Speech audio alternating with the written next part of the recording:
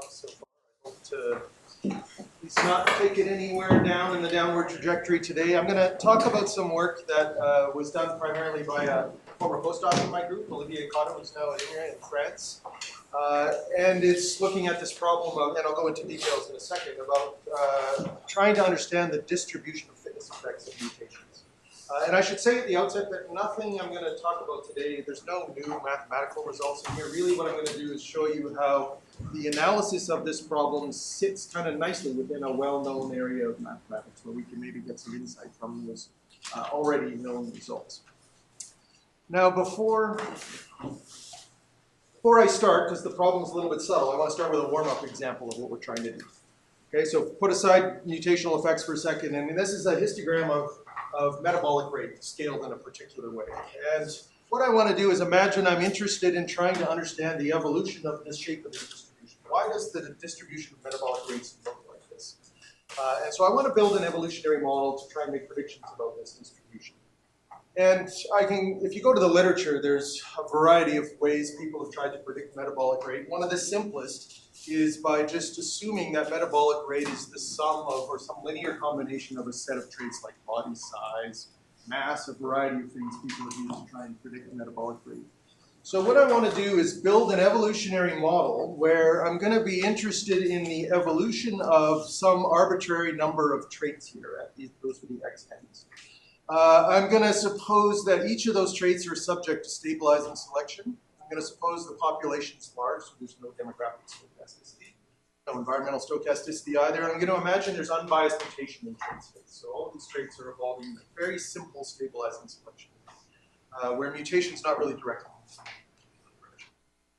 I'm going to make things a little bit simpler. So I'm going to allow there to be an arbitrary number of these traits, and I'm going to make it a little bit simpler. And I won't tell you the details really, but you can make some symmetry assumptions and reduce the number of parameters to 2, where one of the parameters is sort of an effective number of traits that go into this, and another parameter governs in a sense where the thing is centered.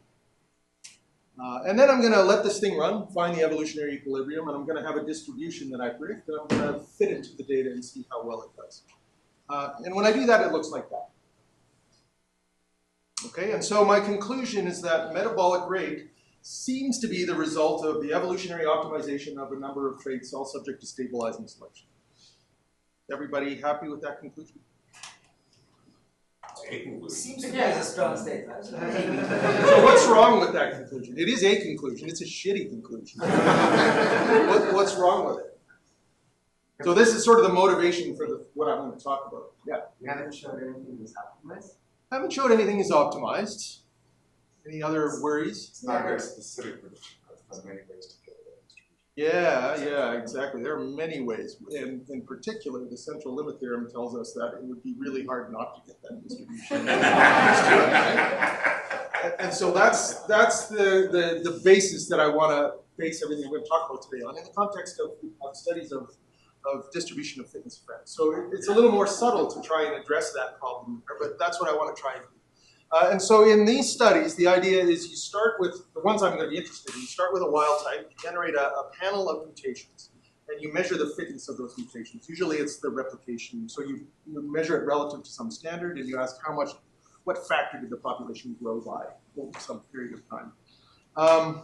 And when you do that, and this is, I'll talk about this a little bit later, but this is a bad measure of fitness, but that's usually what's used.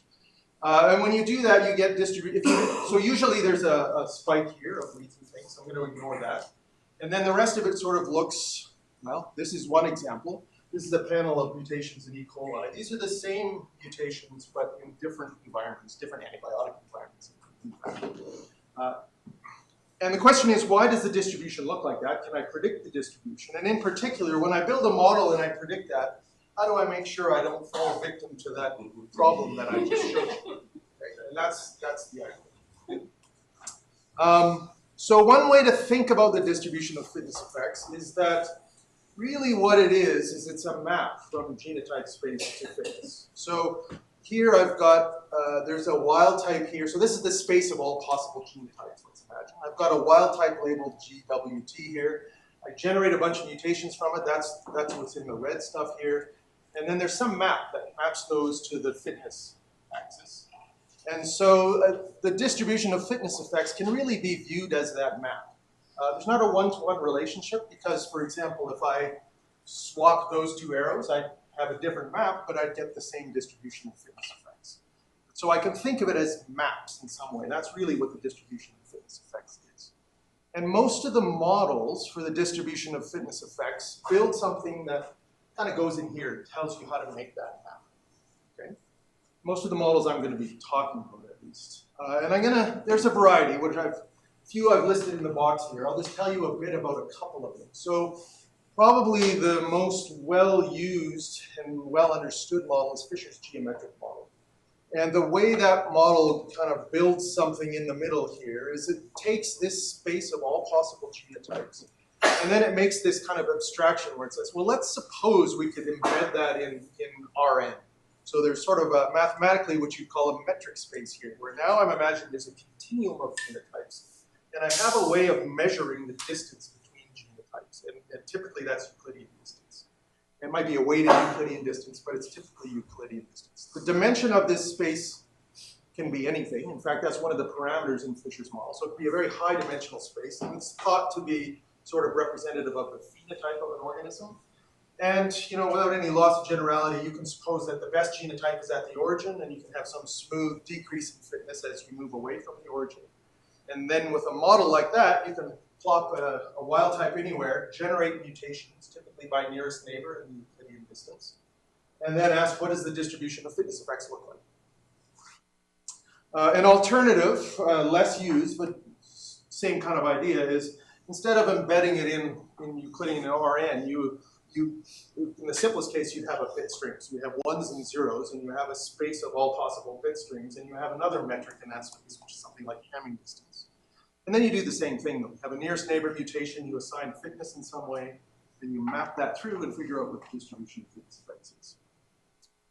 I should maybe explain the diagram here. So I'm going to have histograms for my DFE, but you can approximate those by a probability density typically, and that's all I mean by those two different mutations.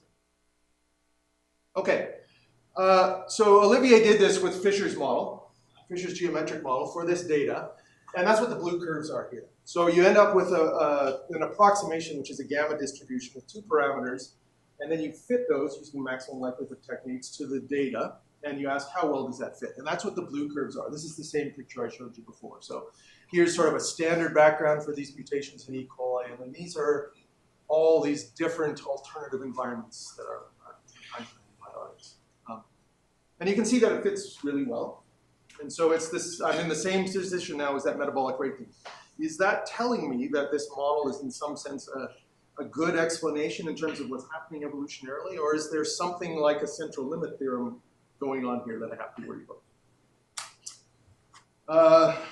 And it's not what I'm going to show you now. For those of you who know anything about information entropy or entropy in physics, all the physicists here, none of this is going to be surprising to you, I think. But let's walk through it in a bit of detail to kind of get an intuition for it. So let's suppose I have two fitness bins, high and low, and I have only two genotypes. So I have three possible DFEs. I could have both genotypes in the low, I could have one in each, or I could have both of them in the high. So there's three possible DFEs, and there's four possible genotype fitness maps. One of them is this map that maps them both to here. There are two maps that produce this. These ones go like that or the other way around. And there's one map that produces that DFE. So this is the point I made earlier, that there's not a one-to-one relationship between DFEs and maps. It's more than one map that gives rise to the same DFE. And what I'm interested in is what happens, because genotype space is huge, what happens when n is big. And I'm going to let the number of bins be big too, but I'm particularly interested in large numbers of genotypes. So let's carry this through a little bit more. If I have 4 genotypes, 2 bins, how many DFEs are there? In combinatoric land here in a very simple way, right? There's 5 possible DFEs, and I can quantify them by how many of them. There's only 2 bins. How many of them are below, for example? 5, there's 4. Sorry, there's 4 genotypes. Yeah, 4, 3, 2, 1, and so on, right? So I have those genotypes, and I can quantify how many genotype fitness maps correspond to each of those. Again, there's only one that corresponds to this. There are 4 now that correspond to this. It's just determined by which one gets put in the high bin and so on. And the question is, how does this scale as n gets big. Now, one thing I want to say before I go on is you might object a little bit in that if you look at, this particular map here seems like an implausible one in the sense that I may never really be interested in that biologically. Because what does that mean? That means all the mutations that I generate have higher fitness than the wild type does. And you probably would never have an organism like that in the first place. So you might instead want to exclude some of these if you were trying to come up with some sort of null expectation of what you'd expect to observe. But I can start to do things like I can ask, what's the probability, if I was just to choose a genotype fitness map at random, what's the probability of observing different DFEs? And, if there's, this one is 4 out of the 16 DFEs, so there's 4 over 16. That's the quarter probability that I would get that in this simple case. And if I start to exclude some of them, like I said, maybe I don't want to know about, I don't care about those high ones because that's not something I would ever be in a situation to observe, then I can do the same sort of analysis. I can ask, well, what's the probability of this? And of course, it's a little bit bigger, right? Because I've just gotten rid of some of the genotype. And so more generally, what you might imagine doing is trying to characterize how well the wild type is adapted to the environment when you're doing these analyses. And what I mean by that is, this is a situation where, in a sense, you're there's a good match between the wild type and the environment because most of the mutations are deleterious. And here's a case where maybe it's a medium match, and that's the case where it's really a poor match, where all of the mutations that happen are beneficial. And so I want to somehow do this analysis where I'm going to imagine choosing a random map subject to some constraint within the space of all possible maps. And I want to do that, I want to know how that scales, right? So none of these are particularly difficult to compute. So I can ask how many different possible DFEs are there if there are M bins and N genotypes. And this is just, you can use there's different names for it, stars and bars, arguments, or sticks and stones. I think Feller might have been the person who first popularized those. You can write down that as the number of possible DFEs. The number of possible genotype fitness maps is exponential according to this formula here. And you can write down the number of maps that correspond to a particular DFE as well. And then you can ask what happens as n gets big. And as n gets big, well, if I look at this in particular, as n gets big, the number of maps that correspond to a particular distribution of fitness effects is exponential in the information entropy of that DFE. Okay? So this is a useful result, and then it starts to allow me to figure out what sort of DFE I expect to observe as the number of genotypes gets large. And I guess the other thing to note is that the growth of this thing is polynomial. The number of DFEs is polynomial. The growth of the number of maps is exponential. So there's going to be a lot of maps that have to go to a small number of DFEs, basically. And so in the limit, the idea is maybe these things concentrate in some way in space, right? And there's a nice theorem of Sanoff's theorem in probability theory that you can strip down to a simple version and analyze it using that. And the paraphrasing the result is, suppose I choose a genotype fitness map at random within some subset of all possible maps, so I can exclude some like we talked about. Then as n goes to infinity, the likelihood of choosing any particular map concentrates in a particular spot, and it concentrates in the spot with the highest information. So that's, in some sense, the analog of the central limit theorem in this problem. And if I was to just randomly put this together, I would expect to find a DFE that had the highest information entropy, subject to any constraints that I might want to impose. That's the idea. So I'll show you how that works. So what Olivier did is then analyze all the data he could find doing this to see how well that it matches the data. So to do that, we have to decide, as Johanna has told us, we have to decide on how to measure fitness. And it matters. Just like in the metabolic rate case, I could measure it on an additive scale or a logarithmic scale. I'm going to get a different result. And maybe the central limit theorem is not going to work so well. I mean, I have to make some choice. It's going to make a difference. Most of these studies are conducted by putting, usually the microorganisms, measuring them at some time, measuring them at another time, and looking at the factor by which they grew relative to the wild type or some other standard. So what I'm going to use as the measure of fitness is just the growth factor. It's the factor by which the population multiplied relative to some standardized case in the wild type. And I need to choose some appropriate subset. If I want to restrict the space of all possible genotype fitness maps, maybe I don't, but I want to deal with that problem that there's going to be some that are kind of irrelevant. So I'm going to do that in some way by choosing, I'm going to measure that, I'm going to choose that space by using a measure of how well the wild type is adapted to the environment in which it is. So a good match, a medium match, or a poor match. And I'm going to measure that as in terms of the mean, in this case, of the distribution of fitness. And if you do all of that, again, these are standard results. The null model for the growth factor is a kind of exponential distribution, a kind of exponential in that it's sort of slightly more flexible one. It's on a bounded domain, typically. I mean, I can extend it to an unbounded domain, but it's for a bounded domain, it looks like this, and I can flip it around. I can have it increasing or I can have it decreasing. So that's the maximum entropy distribution subject to that particular constraint that I mentioned. Now, as I mentioned that there was this kind of poor measure of fitness that people use. Usually what people have measured in these experiments is not this growth. Well, they do measure that growth factor. That's what they do measure. Then they convert it into something else. They convert it into a measure of the Malthusian growth rate. So you're changing from a multiplicative scale to an additive scale. And then they look at the ratio of the Malthusian growth rate of the mutant to the Malthusian growth rate of the wild type, which is not a particularly good way to scale things because you've moved from a multiplicative scale to an additive scale, and now you're using a multiplicative standardization. So it's not a good measure of relative fitness, but it's how most of these studies have presented the data, at least the ones that we analyzed. So if you do that, the red curves here are so you get a two-parameter distribution, the Gompertz distribution, and the red curves are the fit, like maximum likelihood fit to these data. This is the E. coli data. And the blue curves are the Fisher's geometric model. So, I mean, neither of them fit well for some of these where there's these bimodalities, but you can see that you get a distribution that is kind of indistinguishable from the distribution that the Fisher's geometric model gives you, and that matches the data really well. And so you might start to think, well, maybe this is sort of that central limit theorem-y kind of problem here, where there's kind of an attracting distribution here no matter what I'm doing because of the way that the genotype fitness maps scale relative to the distribution of fitness effects. You can look at, again, most of the data that Olivier found, and I think it's true, most of the data that exists is in microorganisms, so some phage data, some other bacteria, some viruses.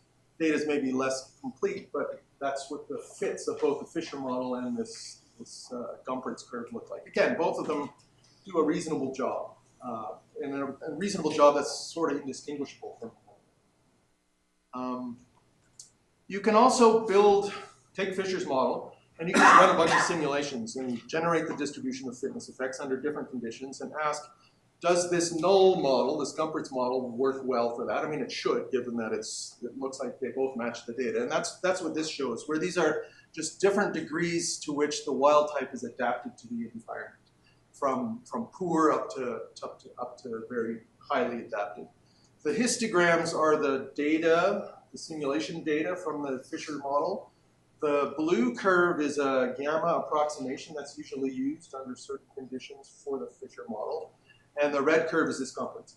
So again, you can see that it's kind of indistinguishable. I mean, even a little bit better than that gamma approximation in this case.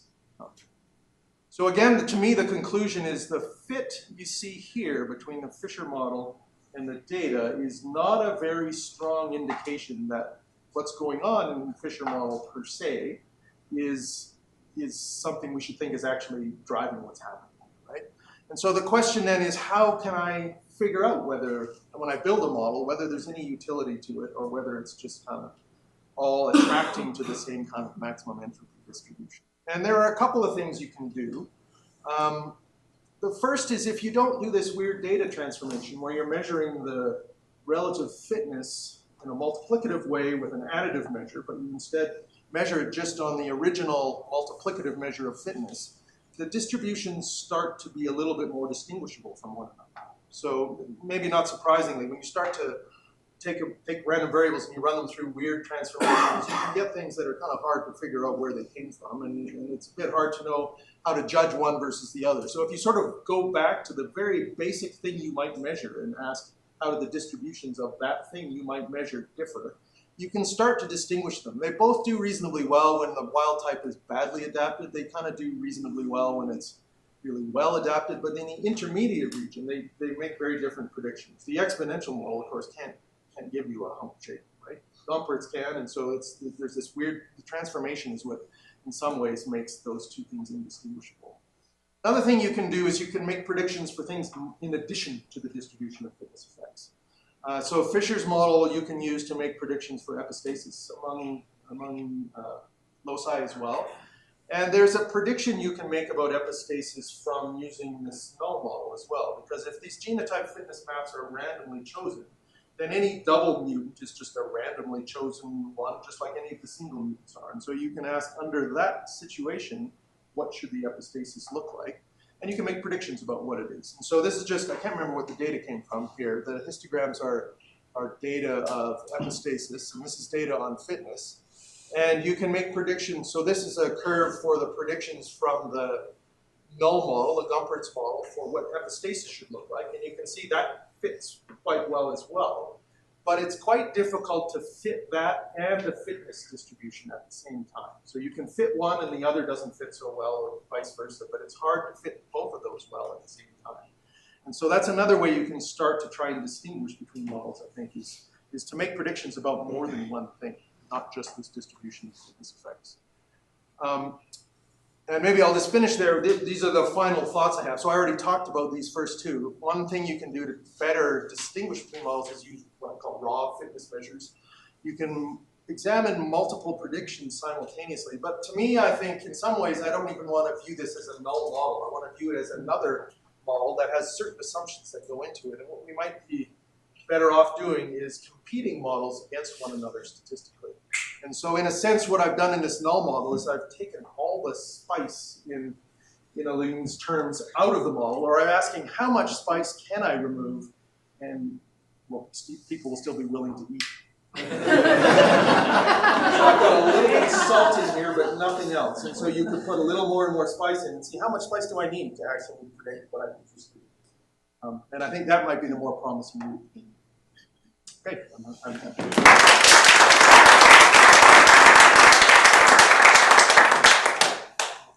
Questions for all. Yeah. I think you kind of addressed this, but it seemed really, you started with the question of fitness effects of mutations, and then the model is about fitness effects of the whole like genotypes to fitness match. So, and with the experiments you're comparing them against, are there, I wasn't sure whether they were effects of single mutations or effects of more longer-term evolution.